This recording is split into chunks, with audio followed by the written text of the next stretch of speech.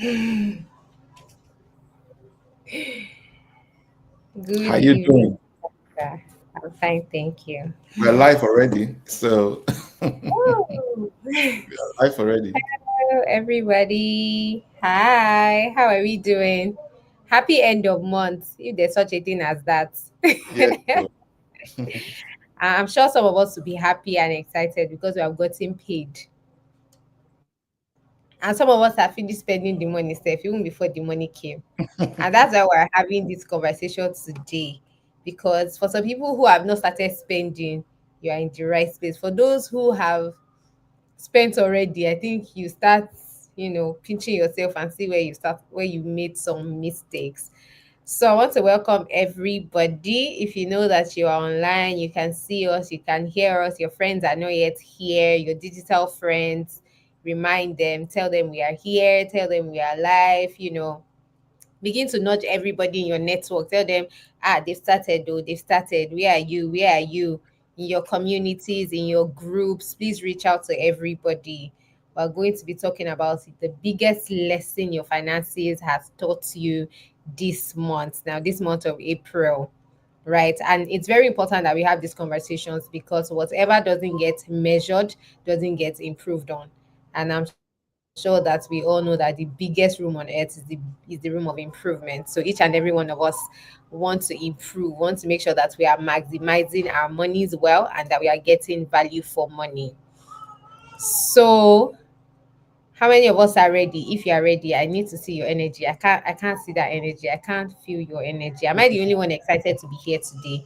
It can't be just me. So please let me see your energy. And I want us to be 100 today. Tomorrow is a public holiday. So please don't let anybody tell you, I want to sleep, I want to rest. You have the whole day tomorrow. So please tell your friends, tell your family, tell your loved ones, gather your family around and let them join us. And for those of you who are already here, the fact that you're here, the fact that you made it shows that you care about your financial future and you are very, very serious. I hope we're well seated with our notepads. I hope we're ready. Okay, because we're going to be having a very interesting conversation about our money and our relationships with our money, right? It's also a good place to ask, how do you feel about your money this month? How do you feel about how you spent your money this month? Are you happy? Are you excited? Would you clap for yourself? If you were to rate yourself on a scale of 1 to 10, how would you rate how you spent your money? Some people can't even remember how they spent their money because first it shows that you don't even have a budget. After all these things that we have been saying, preaching, shouting, somersaulting about, you still followed your heart. So I just want to know how you feel. So we listen, we don't judge here. We will correct you in love. We're your family. It's only your family that will still abuse you and still hug you. So I mean, that's why we're here. It's a place of vulnerability. So don't worry. Spill. I'm not gonna judge you. We are not gonna judge you. I'm sure OC will just be praying for you, but me, I'll just be speaking in English. And we hope that you're going to learn because one of the things we've also always mentioned and said is you are still the most critical success factor when it comes to your financial future. The best we can do is to suggest, advise, we can even drop the plan for you. But if you don't execute it, then it's as good as there was no plan. If after everything that we say, you still repeat the same mistakes, then you're not different from somebody who's not here. So let your time, let it be worthwhile. Please, everything that we say here is very important, and we would like for you to not just be hearers but doers, because not hearers that get blessed, it is doers. Put action to everything that we would be sharing today. If you're just joining us for the very first time, I want to welcome all of our first timers. It's so good to have you join us. You haven't really missed so much, but you have missed, you know, last week we spoke about our money non-negotiables. And I believe that that would guide us going forward into the new month. Now that you know what your money non-negotiables are, there are some mistakes that you should not repeat. There are some mistakes that you should not repeat. If you keep getting the same results over and over again, it means that you are not doing something right. So we had that for our first topic, and we also had, so for our second topic, and we also had an offer that we would remind us about. And then the first class we had was asking, are you hitting your money goals or hoping for the best? One of the things we've also mentioned is about budgets, that a budget is not just a spending tool, it's also an income generation tool. So you would know from your budget, if you kept a budget this month, you'd have known if you made extra income, except you did not track. Again, not to belabor this introduction, I want to welcome everybody, and we are going straight into it. So I want to welcome OC. Welcome, sir. It's so good to have you Thank join you. us always. Thank you for your words. Thank you for your inspiration. And now we are here again. We are here again. When it comes to talking about the biggest lesson our finances have taught us this month, it simply means that we're talking about evaluation, Mhm. evaluation, tracking, Yeah. reflection. How do you think people should go about this? Because this might be alien to some people. All they just know is, oh, I collected my money, I've finished spending it, I've collected another one. They live paycheck to paycheck. So, how can they start evaluating the lessons, their financial lessons during the course of the All month? right. Thank you so much, Stella. Thank you. Thank you as always. I'm sure you are doing very fine. All right. So the first place to start actually is to keep records. You cannot evaluate if you don't have records to track. One of the things that makes even budgeting very difficult is lack of records. So if you don't have knowledge of history, your financial history, there's no way you can develop financial projections, right? So that's the very first point to begin from. So to have records, right? Whether it's a digital record or it's a physical notebook, hard notebook, right? Both are either of those two are recommended. And that's when you can begin to ascertain or evaluate what's taking the most money or most part of your money, and what is contributing the most money to you as well. What's bringing the most income to you? What's taking the most money away from you? Right? Sometimes, in fact, most times, 80% of the things we spend money on accounts for 20% of the financial peace we enjoy, whereas 20% of the money we spend accounts for 80% of the financial peace. So when you realize, when you evaluate in this manner, then you are able to say, okay, this is the aspect of my life that is bringing the most money. I need to give more attention to that aspect of my life.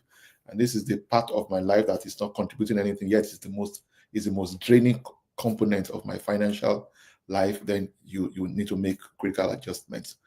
We can't afford to live life to chance. You see, one thing I have come to realize is that um, when a million naira leaves your account, depending on the kind of money, of money you make, if a million naira or $1,000 or $10,000 leaves your account, you will immediately recognize it.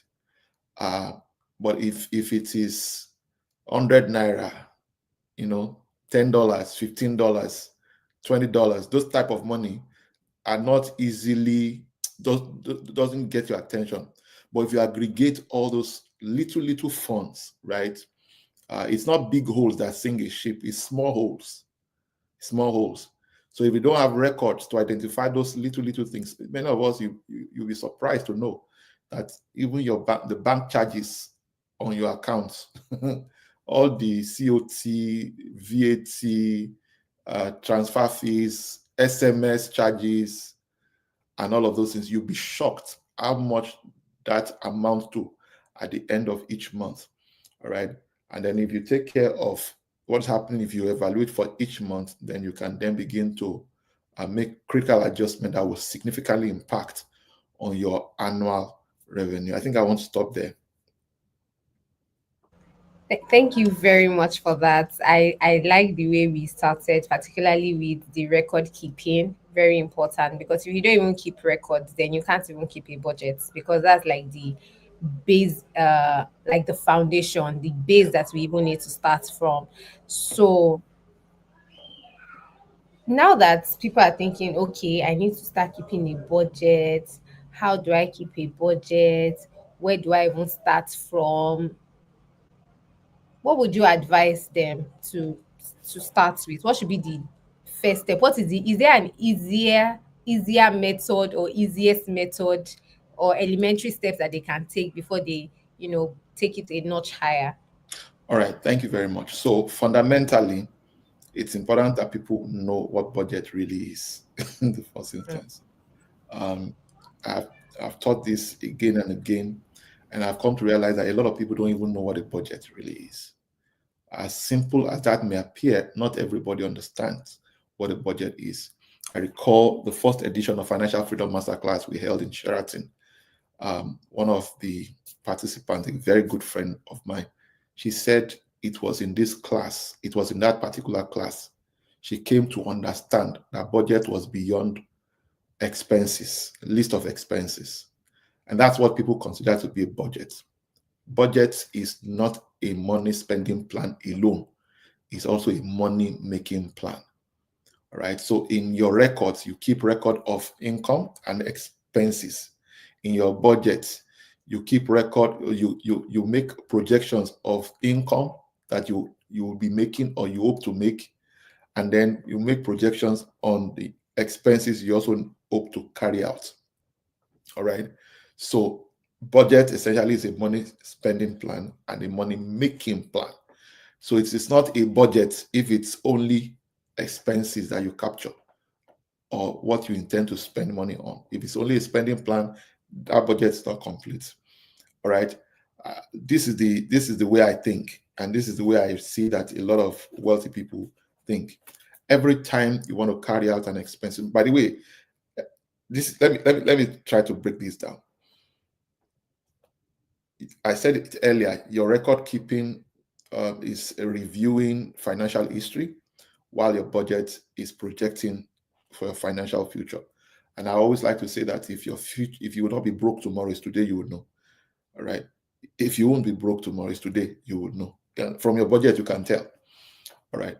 So what I often do, both as a person, as a family man, and even for our organizations and businesses, what I often do is whenever we need to pay for this, whatever it is that we say we're going to spend, I ask myself, what will fund it? Okay, so when you are thinking of developing a budget, always think in terms of what are the things that will require funding, right? Whether it is an aspect of your life that is there are fixed costs. If it's a business, there are fixed costs, there are variable costs. You list those things out. Variable costs most of the time depend on the size of volume, of what services you're going to render. So the higher the number of people you most likely will serve, the more variable the cost is likely to be. But there are some other fixed costs that you already know, whether you make money or not, those costs are constant. All right. As a person, as a family, the same thing also applies. There are some costs that you cannot escape, that are inescapable expenses, right? But there are also expenses that it's not compulsory. It's out of your own volition. You decide whether or not you want to proceed. So what are the structure? There are different formats for creating a budget. There is the zero-based budgeting, which essentially is when you allocate resources based on percentages. Especially, this is most effective for those of us who earn income. We don't have fixed salaries, so you can't say 10,000 naira will be or $5,000 will be for this. You can only say this is the percentage I'm going to allocate for this aspect of my life. There's also the wealth jar system. All right, that one essentially allocates based on, so family expenses, I will allocate this much. So immediate family expenses, this extended family expenses, this other portion. So whether there are 100 people in that immediate family or extended family, it doesn't matter. This is the total allocation for this. So I recommend that, because what that does for you also is that you are not confined. The zero-based budgeting, if you allocate 5% for a particular task and it's not enough, But if you group all the expenses that has to do with family operating expenses for your family, both immediate and extended, what that automatically means that when it is finished, you don't finish. So forgive me for lack of a better expression. All right. So that's about that. The other thing that I always recommend, especially when it comes to budgeting, is that a lot of times we budget what we spend money. We budget for food, drinks. We budget for even waste. But most of the time, we don't budget for savings, investment, a spiritual investment. We often don't do that. And this is the way it works. It was this man, Warren Buffett, who said wealthy people, rich people, invest first, and then they spend whatever is left, right? Poor people spend first and then spend whatever is left. And I added by saying if there's anything left at all. And most of the time, there's nothing left. So the same way you settle, oh, I need to pay rent, I need to pay this, I need to pay school fees, settle it, I need to save, I need to invest, I need to give my tithe or offering, I need to do charitable givings. So that same way. And then make your savings, investment, and spiritual investment, make it the top priority before anything else. Whatever, if you don't treat it that way, and you think that after you have allocated resources for everything else, you would end up realizing that you will not have enough to even do investment, right? So, and that's pretty much the smartest way. And the more money you have, money is quite magnetic. The more liquid you get, the more opportunities you attract, the more positioned you are to even address emergencies as well. Yeah. Thank you very much for that. So I hope that we all got that. I hope that we all got that. Zero-based budgeting. This is nice for people who earn income. So you don't have a fixed amount coming in. So you can say, oh, 20% will go to feeding. So whatever 20% is, that's what it's gonna be.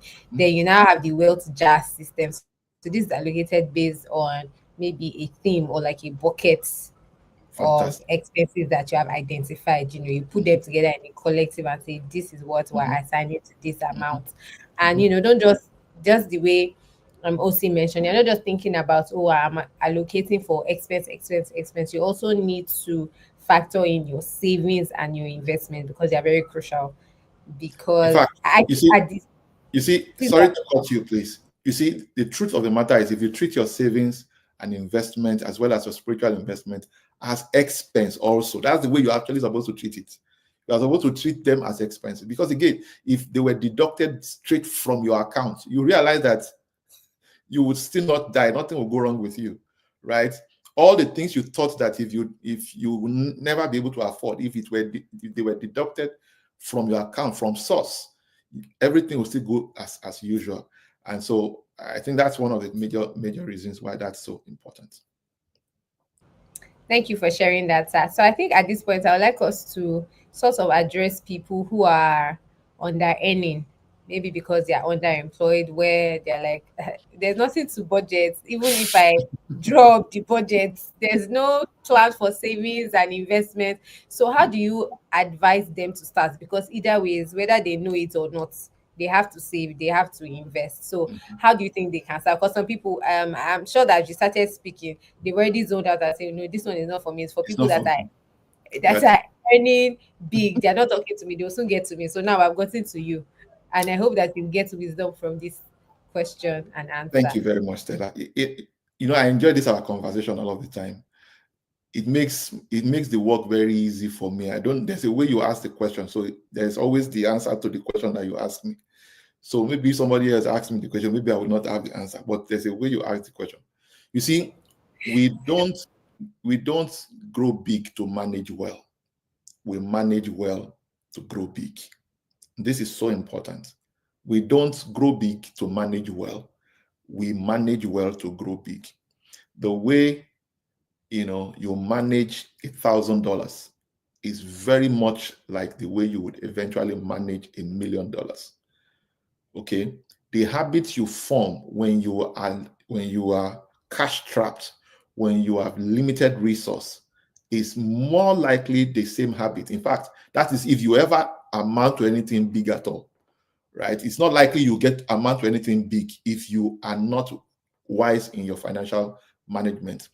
But if by accident you arrive at a place where there's so much surplus, it's the same way you manage the small resources that come to you that you will also manage. But this is my recommendation among all other things that I've just said.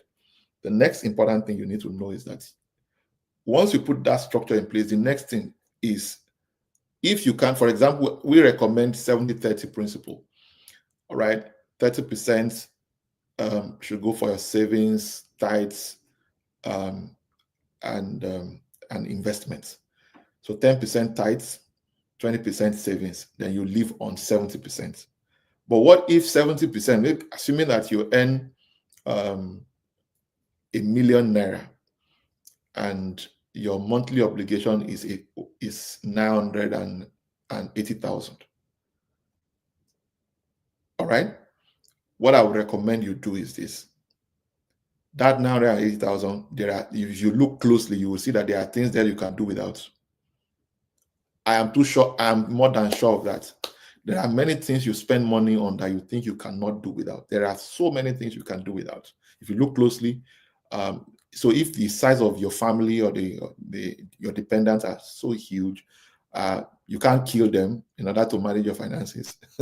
So under that circumstance, what you can do is you can reduce what you save. All right, you can reduce what you save to maybe 5% or 10% for those who are much younger, right? And you don't have too much obligation.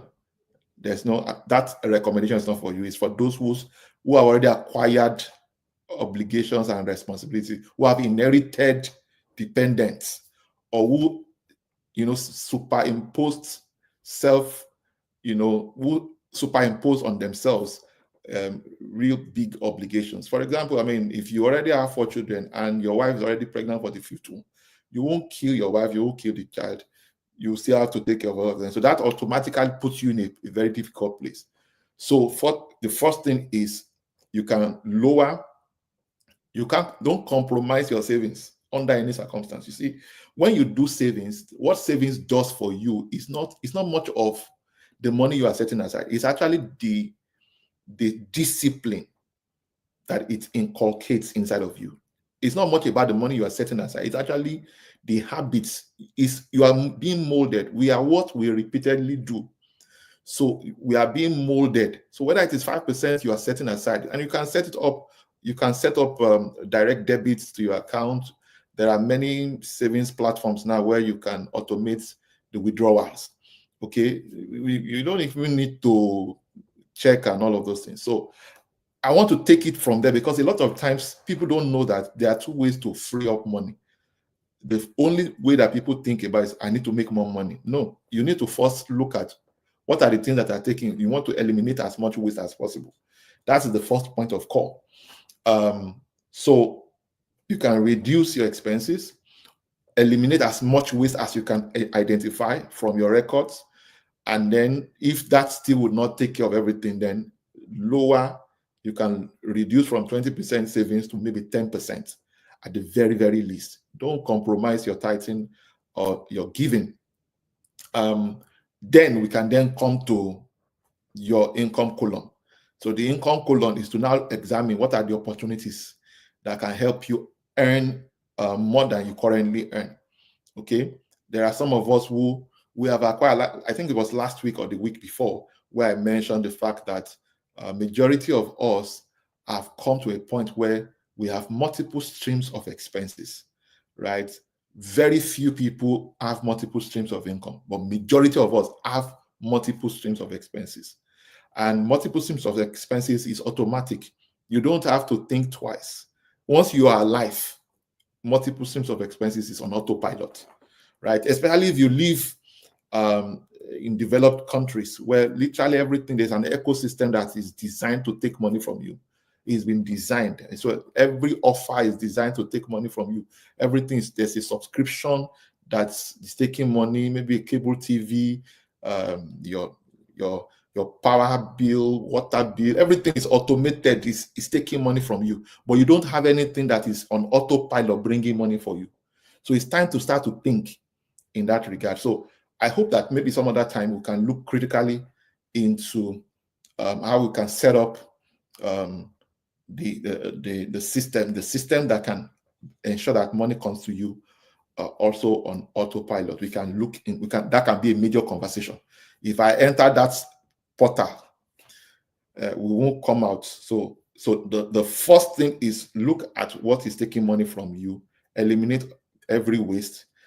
If with that, because you have already inherited or acquired multiple streams of expenses, then what you now need to do is lower, don't eliminate, lower it, and then now come to the second column, the income column, to see what more can you do. So if you have a job that gives you fixed, that pays you salary, the question is there opportunity within that organization that can fetch you where you can market for the company, all right, and earn commissions, or outside the company that can earn you commission, right? That is one. Two is, what gifts and talents do you also possess that can be monetized, all right, to generate income for you, right? You are essentially looking at what are the things you can put in place to elevate your income. Again, your 9 to 5 may be giving you 600,000 naira a month, but what will your 5 to 9? What will you do with your 5 to 9? Okay, that is what you want to now begin to explore. But you don't do that until you have clarified that there are no waste, there's no room for waste.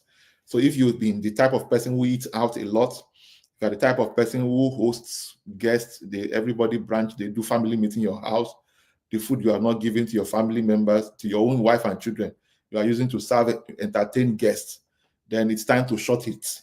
You know, these are things that people do in the name of tradition, in the name of, I don't want people to think that I don't care about them. Sorry, you'll be surprised that people will be shocked that you are really that poor, all right, and that your family is suffering. You'll be surprised.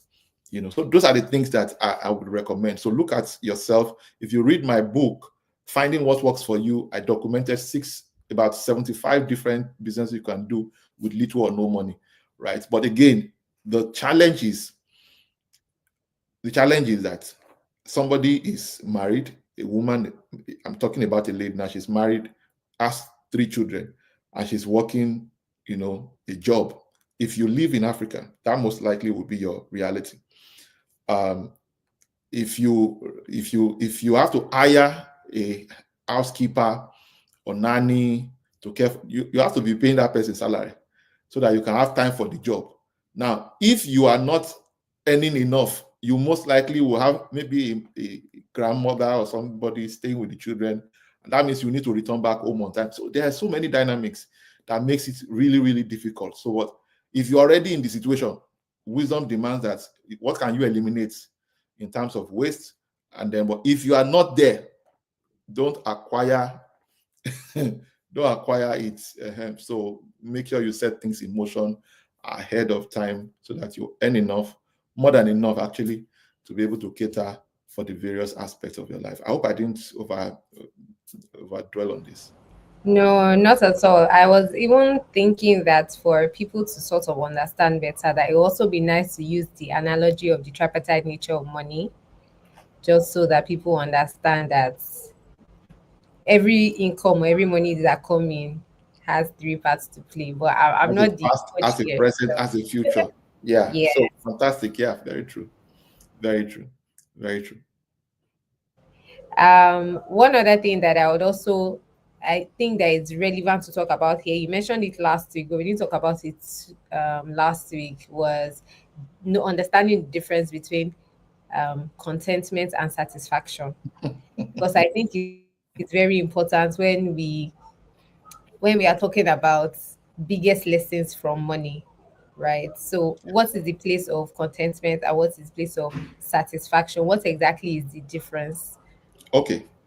So what the Bible says is contentment with godliness is great gain. not satisfaction. Every one of us needs a degree of dissatisfaction to make a mark in this world. Every one of us are either chasing after something or something is chasing after us. If you don't have any of those two, you are not going to be self-motivated.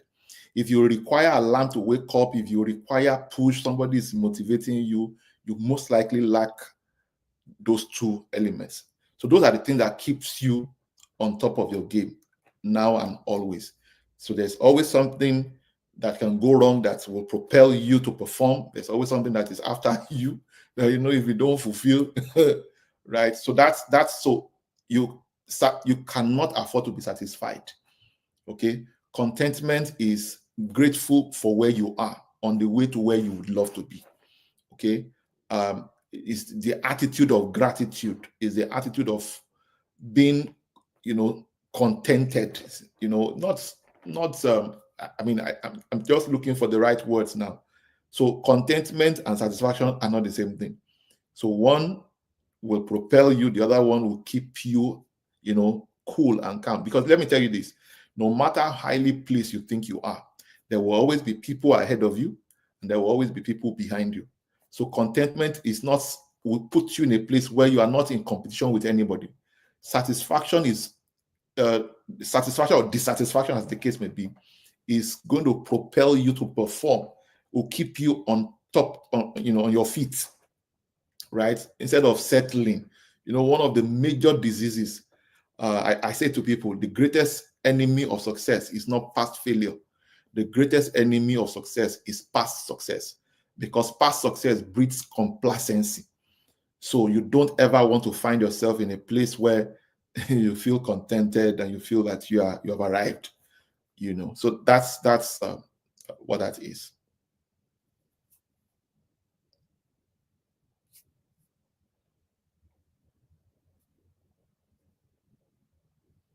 Did you hear me? Thank you very much for that. Yes. Okay. I got that. And I'm sure that every other person got that. So contentment is you being happy or grateful for where you are, knowing that that's the least that you would be. Absolutely. So satisfaction is the goal that is ahead of you, the desired destination where you want to be. So you are Absolutely. contented on the way to satisfaction, I right? get it. Grateful on the way to a desired goal. So don't let anybody pressure you. Let's be your own motivation. Yes, know that, the goal is I want to be better than I was yesterday, right? So I also like the fact that you mentioned that our greatest enemy is not past failure, but past successes. Success can make us get to that place where we're in a comfort zone, we're just complacent, we're not thinking, what can I do? You're like, I did not fail. But you don't know that yesterday has passed and then there's something different that we need to, forge ahead towards. If we have any questions, you can put it in the chat box. We will definitely come back to your questions. But I would also like you, OC, to speak to, what do you think are some of the self-sabotaging habits that, people continue to embrace, maybe knowingly or unknowingly? There are some that are very easy to spot, just like black tax, where we have our families coming to us for money. Some people don't even know that they have some subscriptions on autopilot that they don't even need.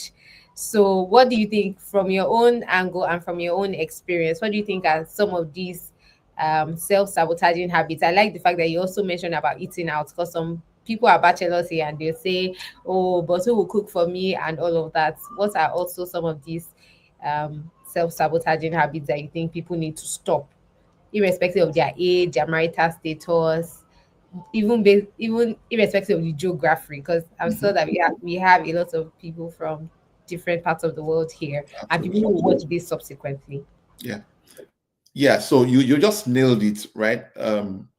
Truth be told, it is more hygienic and more economically satisfying when you eat at home, when you cook and eat at home. Okay, it's more economical. It's also more hygienic. At least you know the source of the water with which you prepare the meal. At least you know the source of every ingredient you put together to prepare the meal. And then depending on your health status, you also can control the ingredients, you can control the seasonings and everything you put into the meal. So especially if you are, and everybody should be, if you are health, if your health matter to you, okay, so you don't just eat anything. Food that we eat is the fuel that runs our body, so that's extremely important. So we eat to live, not live to eat. But that food must be the type of meal and the fuel that gives us energy for the day. So eating at home is a lot cheaper. Cooking meals, cooked meals. So if you are not in the, if you don't know how to cook, if that is the challenge you have, I wanted to say if that's the disease you have, but because it's actually a disease if you don't know how to cook. That's the truth. Yeah, I mean, I don't know where you came from, and I mean that's the plain truth. You need, if you don't know how to cook, it doesn't matter whether you are male or female, right? I believe that it's a major problem. It's a mega problem that you need to address quickly as a matter of urgency. But even if you don't know how to cook, you should know how to prepare. If you don't know how to cook soup, the different various delicacies, right? Like ofe salad. If you are African, right, I'm sure that those are the type of soup you would look for, the correct soup, right? But if you are American, you eat burger and all of, even those things too are not so healthy. So you have the ones that you know you can prepare. But if you are in Africa, this is what I recommend. You could also order for soup. Okay, you could order for different types of soup. Okay, and then at least you should have enough gifts, enough sense, enough wisdom to be able to prepare semo by yourself. You should be able to boil rice by yourself. That way, you, number one, you will save time, because whatever it will take to prepare those other ingredients, soups, and all of those things, whatever time and money it will take to prepare it, you have saved it. So you can, but you should have all other things like rice, gari, yam, plantain, and all of those other things, which at different points in time. So if you have a good refrigerator or deep freezer, you just preserve those soups. That's what I recommend. And you see, it's easier said than done, because when you said sabotaging habits, right? A lot of times, like I said, if 1 million naira or $1,000, $10,000 leaves your account, you immediately notice. But if it is $15, $50, $30, 5,000, 100 naira, 500 naira, you hardly notice. All right. And that is what is going in the direction of most of the things you do, especially when you eat out. There are many subscriptions you have that you really don't need. There are alternatives to those. There's nothing that you are paying for now that does not have an alternative, free alternative. There's none. Whether it is cable, whether it is, do you even know that even in the US, there are phone lines, there are digital phone lines that are free. Yes, digital. You can even have American line in Nigeria, in anywhere in the world, and it's digital. The only thing is that on that account, there will be. So the question is, you need to look at where you are right now, okay, and determine what will fit you. Because even at my own level right now, I cancel subscriptions. I cancel subscription. It takes money to buy it. It takes time to watch it. When I have the money to buy it and I don't have time to watch it, is it not a waste? Do you get? So it's part of the things we need to just evaluate. So you have the money to buy it, but you don't have time to watch it. Then who are you impressing? Who are you trying to impress? All right. So those are things that little things like that. But it's when you look at your records that you also identify some of the loopholes, things that are draining resources from you, and how much value they are really even adding to you. I like that you ended the record, because I really wanted us to still go back to to just a bit re-emphasize a bit the importance of record keeping. And what came to my mind was, I'm currently looking at the financial intelligence test, and I know that from some of the questions you would even know where you are erring. And if you are here and you have taken financial intelligence test, and this topic that we're talking about is still pinching you, it means that you need to take that test again. Mm-hmm. And if this is your first time and you're not taking financial intelligence test, please reach out to the phone numbers that will be displayed on the screen so that you can get access to the test, and you definitely get a customized report for you. It talks about, do you reconcile your bank statements every Every month. month? Mm-hmm. So I just need you to speak to that, because some people will be like, it's boring, it's stressful. Why do I need to do that? I already budget, I already. So I just need you to, Okay. re-emphasize So, it a bit. so the way it works is this. Um, the best bookkeeper anybody can ever have is your bank. And many of us are not utilizing that service to the fullest by ensuring that all expenses that you carry out goes from that account. So income flows into that account, money goes out from that account. By so doing, it helps you to have something, the basis to, for those of us who may not be who are too busy to take time to record what we use money for. Every time you are carrying out an expenses, you make sure that you capture exactly what the money, you know, um, you make sure that the money leaves that account, and then you describe exactly. So if it is tight, you put it there. If it is offering, you put it there. If it is food, you put it there. Whatever it is, okay, you describe it there. So your bank statements will not only, it's not only a report card of how well you are doing financially in terms of how much money is flowing to you. It's also a reflection of how smart and wise you have been in terms of financial management. Okay, so, and it's a best bookkeeper. The bank is the best bookkeeper you can ever have, honestly speaking.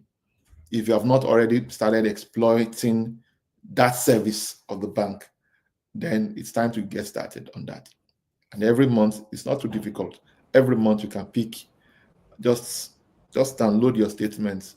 If you use a GT Bank account, if you use a Bank of America or Wells Fargo, or you use the Zenith account, depending on the country in which you are, just make sure that everything goes to that account. Everything comes out from that account for the first 3 months.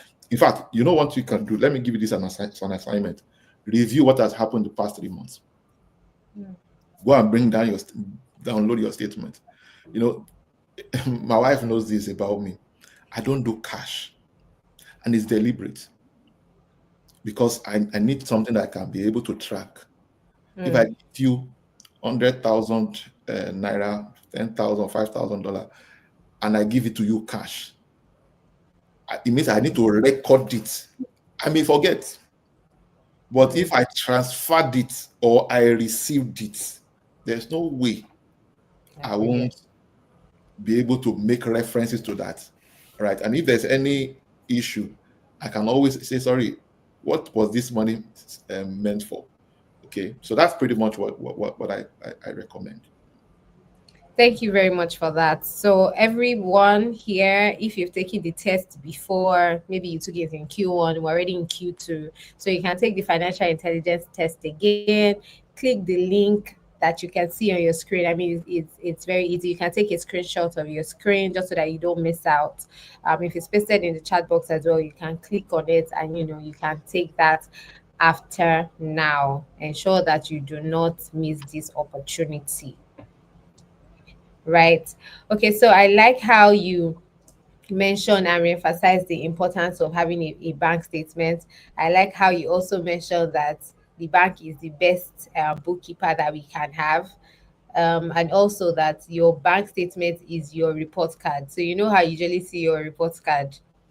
There's another important thing that I think that people should also do when they are transferring this money is to also make use of the narration session, Mm-hmm. because it's not there for decoration. Mm-hmm. So if you are spending for food, you can put food there. If you are spending it on clothing, you can put it there. Whatever it is that you're spending on, if you put it there, it will help you track. It will be easier. You don't have to start guessing, this 10K, what did I use it for? What did I use it for? Like, you use it, and the line is very long. So it means that you can even put sentence Mm-hmm. there if it would help you to remember. Mm-hmm. And the interesting thing is, as technology is improving, what I've noticed is that banks are also doing some analysis for you. Yeah. If you you, for example, use GT Bank and you go towards the end, you see something like a pie chart, where it helps you to say this percentage of your money went to this. So that is even a very good place to start. If you think, oh, I'm not a mathematical person, I don't like numbers, I don't know why you don't like numbers, and you want to be wealthy, you have to like numbers in Jesus' name.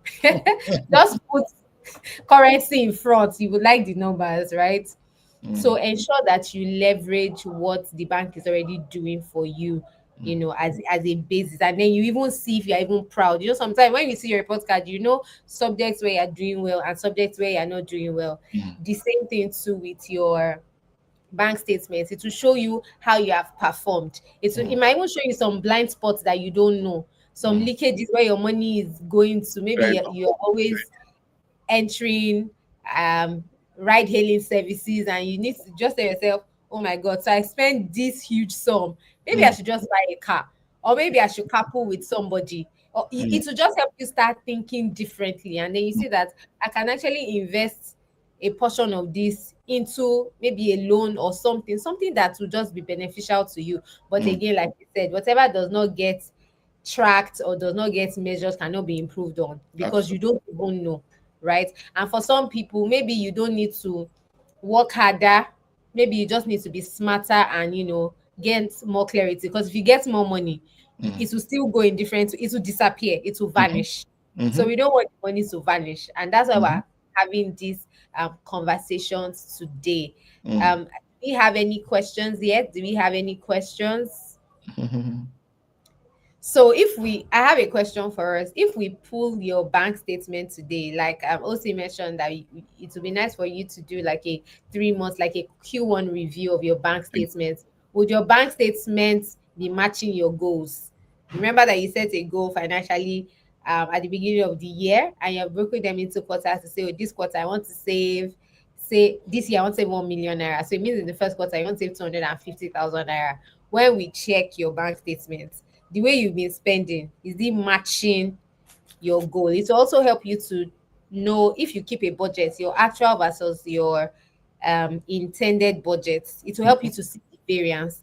And there's a lot that reviewing your bank statements can do for you, right? Sometimes all you need is clarity, and the bank statement is properly arranged. It will give you that clarity to help you to see differently, to say, this is what I need to do. So there's something that I think bank um a lot of workers do, right? Every time they receive their salary, they always make it look like it's a surprise. Like, you're not supposed to be surprised. You know that your salary is going to come, except maybe you're working for an organization where the money fluctuates. It's when they like that they pay the salary. So, because some people budget after the money has come, they don't know they're supposed to plan before the money comes. Or I don't know if I'm thinking in the wrong sequence, because I feel like if you plan after the money comes, the money will already have plans for itself. But when you plan before the money comes, it gives it a roadmap or a blueprint. You're not really emotional. So I don't know if it's just me thinking that way, or I'd like you to really speak to this. You have gone through a lot of transformation yourself. If you recount back 10 years ago, you most likely were not like this too. So people are Yeah. different stages of development. And so it's very easy sometimes to think everybody should know this now. Is it not? Everybody should be doing this, So again, wisdom has value because knowledge, because folly is in abundant supply. Okay, folly is in display. Okay, so you are absolutely spot on by saying that planning should precede um, your earnings, right? You're actually supposed to plan where the money will come from and what you will do with the money before it comes. I always like to put it this way: if you don't set an agenda for the money you earn, others will set agenda for that money, right? And let me be honest with you, it is the people, when the Bible says that the enemy of a person are people of his own household. It's not that they want to do you harm. It's not that they mean evil. Is that they will be the source of draining you when you don't have agenda for the resources. Okay, so that is also part of the enemy. Okay, so you need to set an agenda way before the money comes in. And if you already have a mental structure, right, apart from documenting, if you already have a mental structure that every money that comes in, 70% will go into expense account, 30% is for the future, is for kingdom, and is for future. There's no reason why you'll be under too much pressure, right? That's the way it works for me, and it has become a habit. So I don't think about it. I don't, it has, there was a time I was conscious about what to do. It has gotten to the point where now it's at a subconscious level, I set things up, things just move. So that's pretty much the way everybody should operate. Again, by the time, again, for some people, depending on the kind of amount of money you earn and the kind of obligations that you run, um, you can't be living on 70% for some people, right? For some people, if you are living on 30%, it's just the perfect thing for you right now. Why, when you should be saving and investing, because you don't, what are you carrying? What load are you carrying? You don't have any obligation, you don't have responsibility, right? So except you are trying to show off to people, you want to compete, you want to be among the guys that are reigning, I think that's just about it. So you are very spot on. You don't want to put the horse before the cart, the cart before the horse. You want to put the horse before the cart. Putting your plan ahead of the income is really the way to go. You plan out where the money will come from, how the money will come, right? If you're an entrepreneur, there's no way you won't be thinking like that. So every year I sit down before the new year, I'm already sitting down. So where will the money come from? We analyze. So in our management and the board, we describe where the money will come from, all the things that we would have to do that will bring money, and then we analyze what are the things that are paramount, that are non-negotiable, that we must push resources into. And the same thing for my family. I do the same for myself. Okay, so that's pretty much the way it goes. Do we have questions? Thank you very much for sharing that. So something else crossed my mind about, just still speaking to the importance of, reviewing your bank statements. Mm, When you review your bank statements, you also get to see some of your habits that you didn't even know that you have. absolutely. So Absolutely. maybe every week you don't know that you're always buying maybe one sort of ice cream or one particular snack, or even sometimes when you, because just the way OC mentioned, when the money is very small, say $10, 1,000 naira, you might not notice. Mm-hmm, It is when you review your bank statements that you will see that there are some subscriptions that you have even forgotten that you subscribed to. mm-hmm, mm-hmm. And then you'll be able to cancel, you'll be able to delete some app, you'll be able to make some lifestyle adjustments Mm, that can help you get better. The way OC mentioned, if you cannot increase how much you're earning, at least you can reduce how much you're spending. And the mm. way you even know these leakages is when you still review You your bank statement. So your bank statement also help you to show it shows your habits, right? absolutely, If you have a bad habit, you see it there. If you have a good habit, you see it absolutely, there. So absolutely. ensure that we leverage. I like how you put it, though you didn't say it explicitly, but that's what I got about record keeping being like a review of your past, and Yeah, then financial budget history. planning into the future and saying that my past cannot continue to be like this. Like, it has to be better. So how will it be better? Then you place it side by side and say, if this is how I fared last month, then Mm, history should not repeat itself. Like, yeah, you'll yeah, be able to see recurring patterns, you'll be able to see trends. If you yeah, actually do that 3 months yeah. review, you would actually know. Because for me, one of the things I've noticed is I like shoes. I really love good shoes. So when I don't want to buy shoes, I don't drop at a certain bus stop, because I know that if I drop at that bus stop, I will pass. I'll pass in front. So I'll go and drop at another bus stop.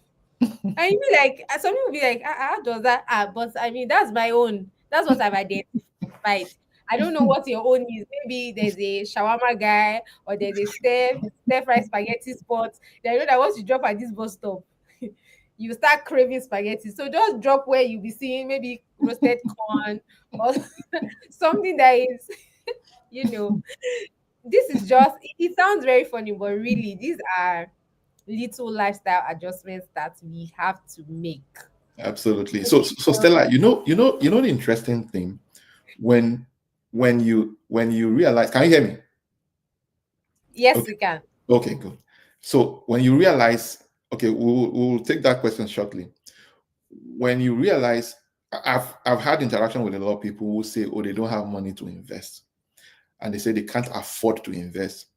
The reality is that you actually cannot afford not to invest. And if you look closely at, if you do a thorough review, you will see exactly where your money is going. And then you see that you can actually free up money even from your current income for investment, for savings purposes that you are not already doing. There was a point in my life, I mean, this was years ago when I was working in the investment banking firm, and we leave the when we, I loved plantain chips, those fried dry plantain chips. I used to love it so much. And it was when I was taking records, I realized I was spending a fortune on just plantain chips.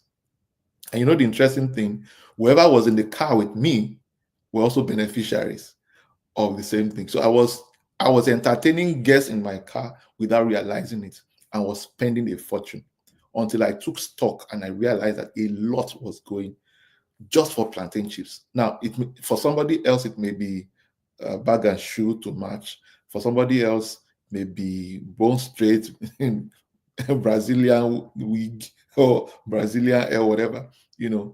For somebody else, we all have addiction to one thing or the other that takes money from us. So you see from your financial statement, from your financial statement, you can identify your habits.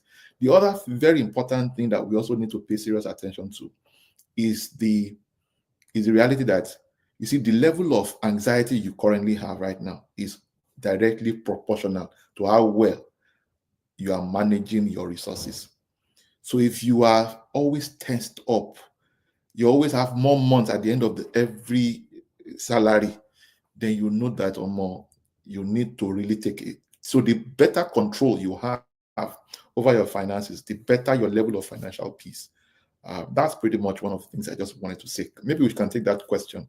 Um, The level of your financial control determines the level of your financial peace. Some people don't have peace. no, it's the truth. That's really so. There's too much tension, too much. You have Anxiety. pleased everybody. Now you are displeased. You have satisfied everybody. You don't want anybody to feel bad. Now you are feeling bad. So it's part of the challenge that a lot of people are dealing with. Good evening, sir. Thank you for a wonderful session. Please, for persons that earn lower than the amounts that have been mentioned here, what are those things we can invest in? Okay, thank you, sir. All right, thank you, Finifolua. So the number one investment, because I'm glad you mentioned earn lower than the amounts that we have mentioned here. There's no amount we have mentioned there that is even in any way big. So if you earn less than that, then I strongly advocate and recommend that you make significant investment in your personal skills, in yourself. Okay, the number one investment is not in shares, it's not in land, it's not in property, it's in yourself. Okay, um, and that in itself is the first place to begin from. So you want to upskill, you want to learn new skills. If you go online, Google scarce skills, Google soft skills, and then begin to deliberately develop yourself in those areas. Those are the things that will see the income you currently earn right now is directly proportional to the level of skill you currently possess. So if you want to change the income that you want to increase or enhance or elevate the income you currently earn, then you want to improve on yourself, your skills. Very, very important. Listen, nobody hires certificates anymore. They hire skills, they hire value. So, and the shocking thing, I was listening to a a gentleman recently online, where I was talking about a young chap that dropped out from secondary school. Well, currently earns 20 million naira. He earns in dollars actually, but when you convert it to naira, it's about 20 million naira a month. And what does it do? Video editing. video editing. He has clients across the globe that he provides services to. Just, I think it was a week ago. Yeah, it's a week ago now, exactly a week ago.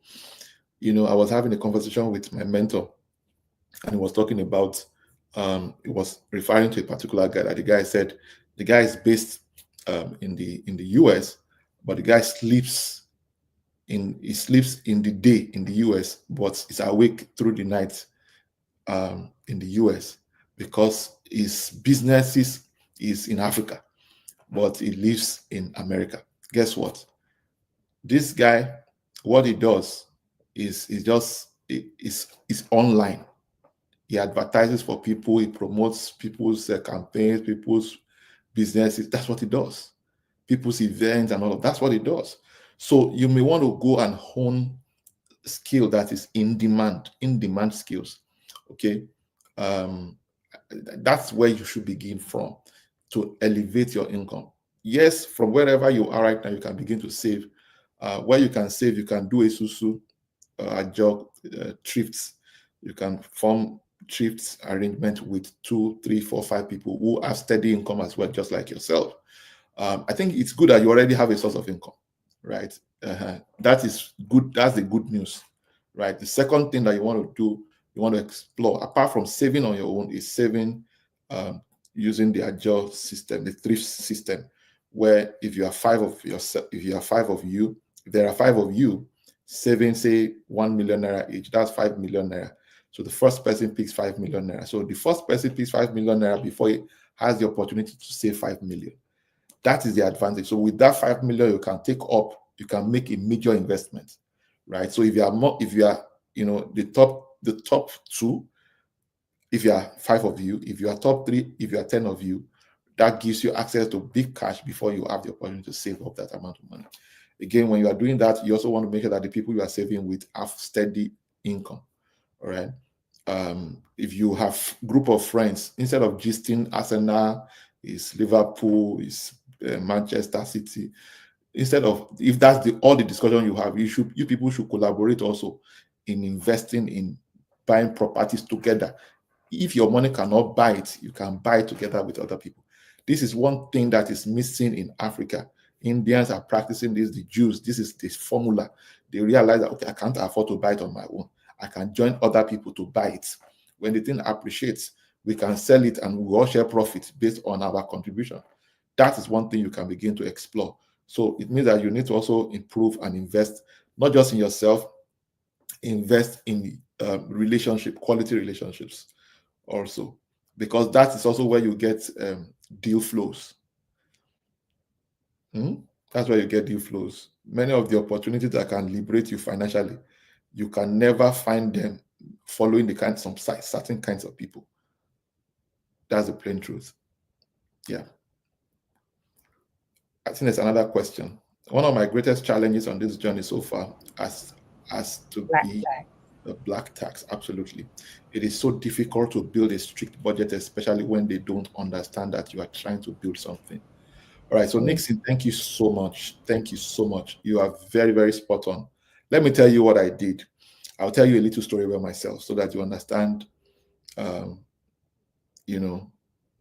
some of us, we have this, what we call the Messiah complex, where we feel that we owe the whole world. We have to take care of everybody.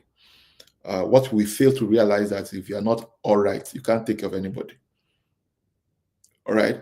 It takes somebody who has blood to donate blood. And if you don't build your own blood bank, there will be nothing to supply anybody. So I'll tell you a little of my story. By the time I was 27, I was already a multi-millionaire. And I was doing pretty well.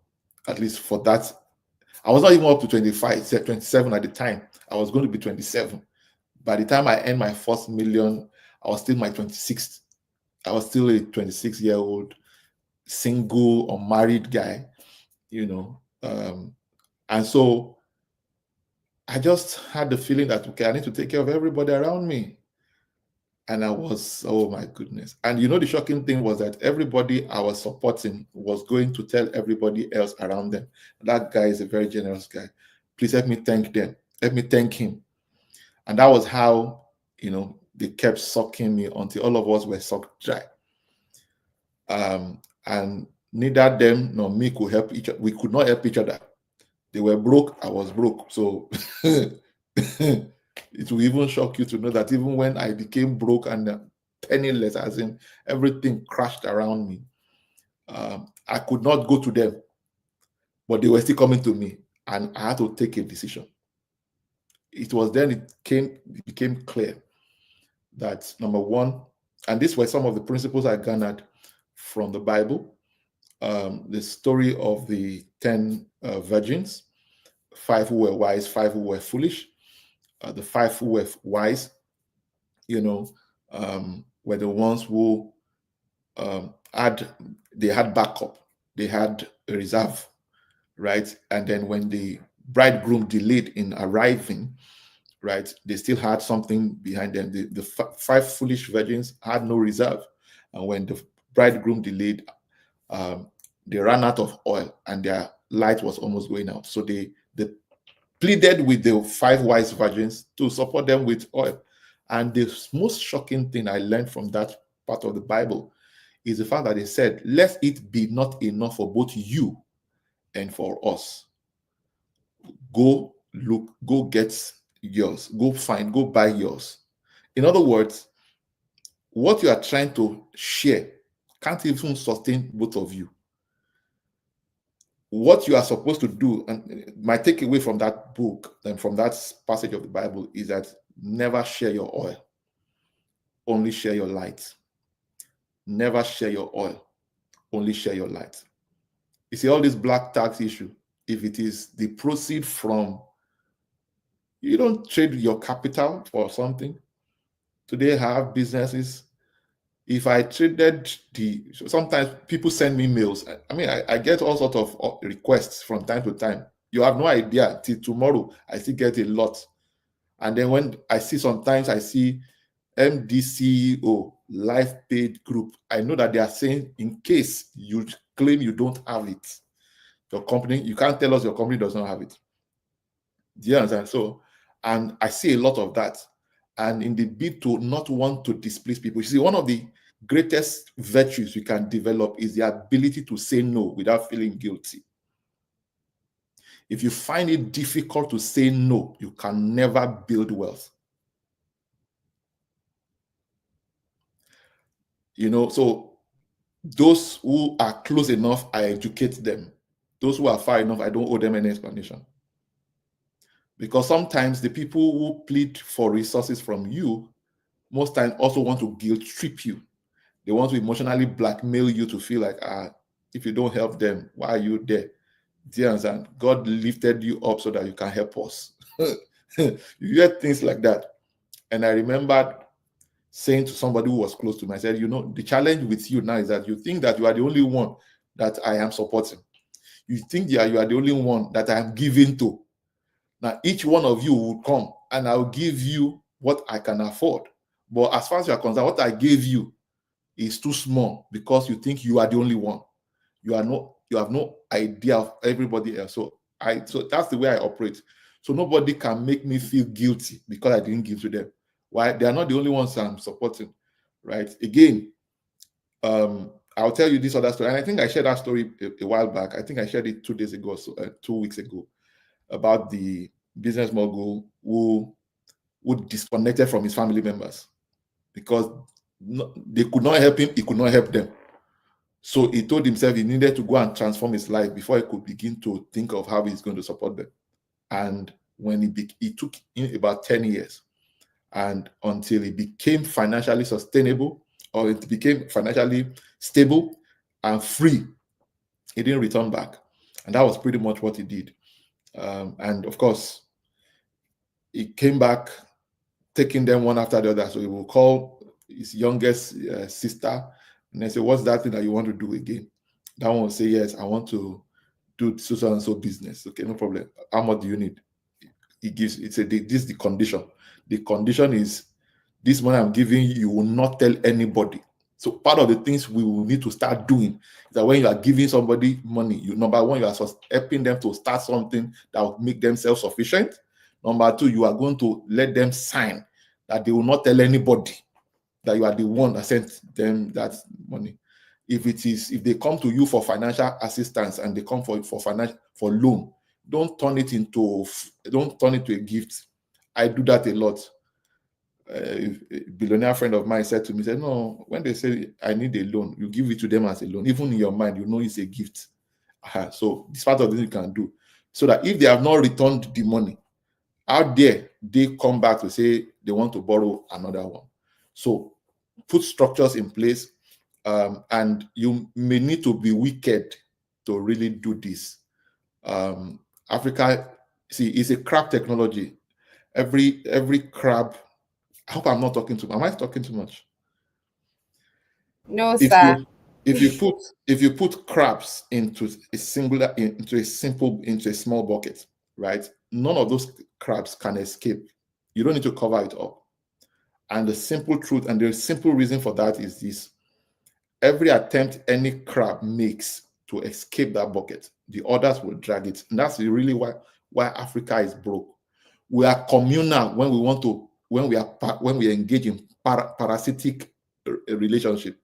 We are not communal when we want to engage in symbiotic, mutually beneficial relationship. We won't collaborate if we want to prosper, but we'll collaborate when we want to pay for Ashwebi, we want to do you want to do housewarming, not even housewarming, it's wedding, or anything waste. That's when we are communal. We are not communal when somebody wants to progress, when somebody wants to succeed. Do you know something I found out about the Indians from a recent interaction I had with an Indian?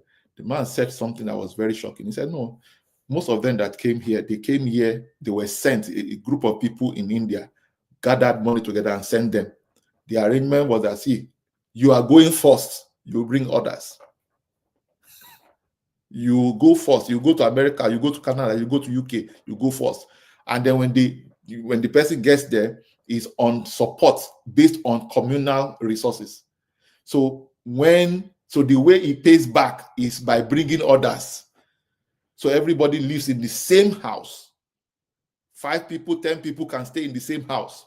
And one after the other, they set themselves up. Everybody's starting a business. Everybody is starting a business. Everybody has a skill. So it's a strategy that works. So we need to not just be communal when we want to do wedding, naming, what do you call it? Child naming ceremony, all the things that are wasteful, right? We need to be more collaborative when it comes to investments and then moving our lives forward. So you need to be very, very tough in making that decision. You can get my book, Financial Freedom Master Guide. You can read the chapter on giving. I said something very powerful in that chapter also on giving. So it will also help you address this issue of black tax. Thank God, I knew this way back. So the people that can be a burden to me, I already sorted them out by telling them this is what you should do, this is how you should operate. So I learned to start teaching people around me how to fish rather than giving them fish, right? So if you are not doing that, you are not empowering anybody, and it's not going to help you in any way. Okay, so that's what I would recommend. I hope I helped in any way. Yeah, I'm sure Nixon is satisfied and over satisfied. And the good thing is that this is being recorded on various social media platforms, so you can catch the replay, because I think that you need to listen again. You might think that you've gotten everything, but I can assure you that the wisdom was a lot, and it's still a lot, that you might have missed some things. I think it's also a good place for us to talk about the upcoming Financial Freedom Challenge that's going to be coming up. I'm so pumped up and excited. I was going through my notes today, and I thought to myself, I said, Nami do this thing. Nami won't deliver this thing.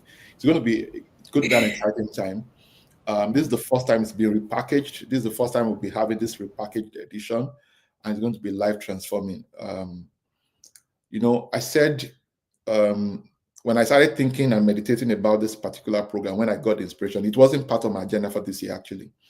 What was in my agenda was to host the Financial Freedom Masterclass. We're going to have an edition in Lagos. We're also going to have an edition in Atlanta, Georgia, United States. Those were the That was what was in my plan.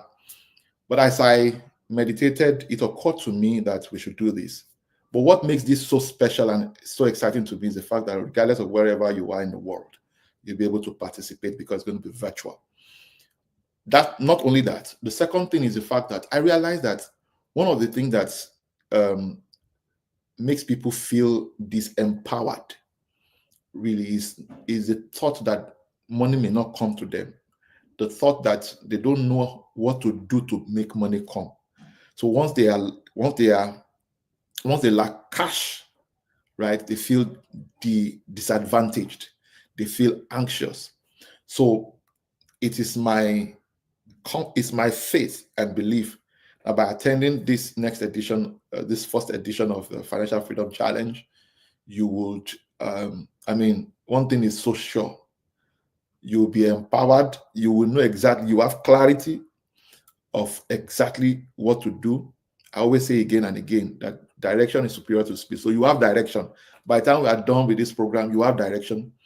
Number two is that you will have faith. You will be so sure that no, it was not when I started making money that I started telling people I can never be poor. There was something that hits me. There was an understanding that hit me that made me to know that it was too late for me to be poor. It doesn't matter where you place me. It doesn't matter which economy is doing well, which economy is not doing well. I just knew that it was too late for me to be poor. That's exactly what I'll be giving to you.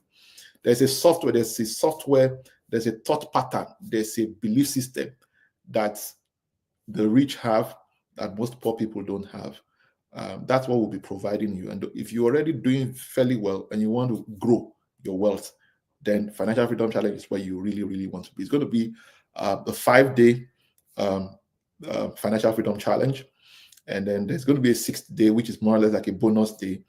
On that day, we'll be talking more on legacy, asset protection, income protection. The first day will focus more on personal transformation, and we'll uninstall all the software that is sabotaging your wealth. We'll delete, we'll undo everything that is affecting your financial prosperity. We'll install new ones.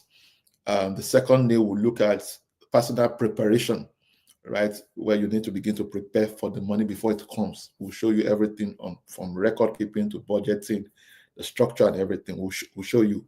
You'll have a workbook when you register for this program. The third day, we'll look at income generation, right? Income generation. We'll focus so much on that. And if you're an entrepreneur, you're a working class individual, you cannot afford to miss that day because I'm going to offer you something that will be mind-blowing, right? It's going to be life transforming. So you'll see exactly how to generate more income, how to increase your revenue, both in any currency, as a matter of fact. Like I said, my vision is actually to raise 1 million global millionaires. That's my vision. And that's what I'm working towards. That's the reason why I'm doing what I'm doing. That's the reason I'm doing everything I'm doing right now. And day 4, we'll look at asset accumulation, right? Asset accumulation. Income always follows assets. So the more assets you accumulate, the more income you can also generate. So we'll look at asset accumulation. On day 5, we'll now look at asset optimization and retention. Oh my goodness, my people. This is going to be mind-blowing. I'm telling you. You may already have accumulated some assets. We'll now look at how do you optimize it? How do you retain what you have attained? Okay, and then on the bonus day, which is going to be Saturday, we'll look at income and asset protection. There, I will talk to you about insurance, life insurance, non-life insurance. Many of you may not know how valuable and how important it is. And then we'll look at asset protection, we'll look at non-life insurance, we'll look at trust, we'll look at wills, we'll look at the power of incorporation. You know, there's so much loaded in this program. Even me, I'm thinking, is there enough time to finish everything, to be honest? So each day, I'll take between 1 hour and 90 minutes to provide you thorough, depth. And if you are not looking for fluff, you are looking for not theories, you are looking for value, you are looking for practicals, then that is what we're going to be doing. And then on the second aspect of that program, 30 minutes to 60 minutes, I'll dedicate it to group coaching. So you ask me any question you want to ask. It's going to be, will give you customized solutions about whatever it is you are looking at doing. And then, of course, that's how we'll do it each day. It's going to be powerful. So what do you need to do to be a part of this? Number one, this first edition is unique in many ways. So if you are a live page customer, congratulations. You just got yourself a free ticket to attend this program. Okay, you just got yourself a coupon code. Now, this program is $299, right? That's approximately 450,000 naira. So, but if you're a live page customer, you get a coupon code to register for free, right? Now, that coupon code expires on Sunday because this program starts on Monday, all right? It's going to be 11 a.m. EST. That's 4 p.m. West African time, and that's also UK time. It's also going to be 7 p.m. UAE. So if you know anybody that is not a live page customer, then they either need to be a live page customer. Now, if you also have attended any of my paid classes in the past, right, or you have subscribed to my paid courses in the past, you also get this first edition free of charge. So I'm practically giving you 450K or $299 for free. Really, that's what this is about. And I was actually inspired to do that, okay, to make it free. It's like, this is like my own first fruit. So I want to encourage you that you do everything you can to be a part of this. Now, if you are not in any of this category, the only option to be a part of it is then to take advantage of the financial freedom bundle offer. So in the bundle offer, let me see. I'm not sure I can display here. I don't know if Wally has that. Maybe she can show it. So in the bundle offer, you have the financial freedom course. Then you have the vision board course. You have the winning in business course. You have the how to plan your life course. You have the tribe of wealthy origin course. The tribe of wealthy origin membership, annual membership. And then of course, that's all of that put together is actually $1,085, and it's approximately 1,627,500 naira. Now, but to take advantage of this, you can make sure you take advantage of this bundle offer for $56 or 84,000 naira. So you either pay 84,000 naira or $56 if you want to get the free participation in the Financial Freedom Challenge. Now, after the month of May, subsequent months, the price may even go up. So it's important that you take advantage of it. So I'm not doing this. We made this offer as of the time we made this particular bundle offer. It was a 48-hour offer, but a number of people have been reaching out to us also to say, sorry, what must I do to be a part of it? And we told them, all you just need to do. We could have told them it's $299 if we wanted to sell, right? We only told them, take advantage of this bundle offer to be a part of this. And see, if you pay $299 and it does not add value to you from the first day, ask for your refund. I'm too sure that even you will know that something has happened to you. Okay, that is one thing I'm so confident about. By the grace of God, there are people around me who, when I look back into their life 5 years ago, and I look at their life now, I could trace it back to this program I'm talking to you about. I could trace it back. 2020 was the first time I hosted the Financial Freedom Masterclass. 2020, January 2020. That was the first time we created the Tribe of Wealthy Origin. And nearly all the people, all my close guys who attended that class, they are doing some phenomenal things. Stella is one of them. She's on this call too. You can see how cerebral, how smart she is. She's not just smart and beautiful. She carries kudi. So people can disregard people like this, but they will not know. All right. So these are the things that come with the package. So everything that we're showing you right now is massive. This is how to plan your life course. Is $197. That's 295,000 naira. We have the Tribe of Wealthy Origin. This is an annual membership. This is valued at $197 per annum. But All of this, you get it if you take advantage of this within the next 48 hours at $56. So instead of paying it $1,085, you pay $56. That is if you are anywhere outside of Nigeria. If you are in Nigeria, you pay 84,000 naira instead of 1,627,500.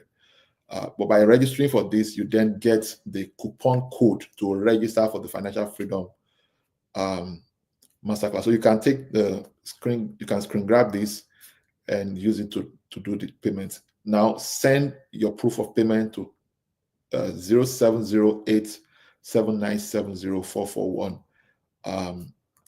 0708 7970441. 0708 7970441.